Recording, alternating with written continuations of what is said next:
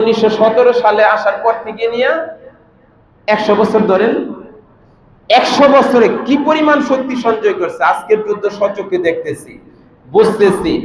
অতীতে আরব বিশ্বের সাথে কয়েক দফা ইসরায়েলের সাথে যুদ্ধ হয়েছে, জাতিসংঘ তখন আওয়াজ করে বলছে এই থামাও থামাও। এখন আমাদের ডোনাল্ড ট্রাম্প চাচা যেটা করতেছে থামাও থামাও থামাও থামাও, কথাটা বুঝেন নাই?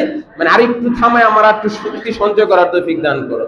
এই জন্য অনেকের ধারণা ইরান যদি এখন যুদ্ধ থামায় ইরানের জন্য বিপদ আছে, আর ইরান জাতি যুদ্ধ না থামায় যুদ্ধ চালাই যাবে, এটাই বোঝা যাইতেছে। কথা ঠিক না বেঠে? তো এই 100 বছরে কি পরিমাণ শক্তি সঞ্চয় করছে, আরব বিশ্বটারে গোলাম বানালাইছে। কথা বাংলা, ডাইরেক্ট গোলাম আর মুনাফিক করা গোলাম বানালাইছে। শুধু ইরান জাতিরে পারে নাই, ইরান জাতিরে পারে নাই। আর ইরান জাতি মাথা মারছে, এটার সাথে লড়াই আমারই করতে হবে। আজ থেকে 1.5-2 বছর আগে ইরান একটা কথা বলছিল, যদি ইসরায়েলকে ধরি ওর অস্তিত্ব নষ্ট করে আলাম, ওর অস্তিত্ব নষ্ট করে আলাম। কথায় কাজে মিল আছে। এখন আমরা বুঝতেছি যে ইরান কি পরিমাণ শক্তি সঞ্চয় করছে, এটা আমেরিকা ইসরায়েল অনুধাবন করে না, এখন বুঝতেছি। আমি তোকে বাপের বেটা, এই 1 মাস চোখে চোখ রেখে কথা বলতেছে।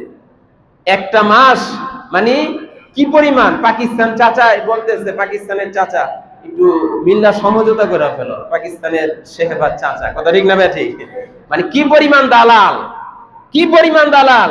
ওদের প্ল্যান দেখেন, 5 বছর আগে ইমরান খানের জেলে ঢুকাইছে প্ল্যান। ইমরান খান বাইরে থাকলে এতদিন পাকিস্তান থেকে হামলা শুরু হয়ে যেত।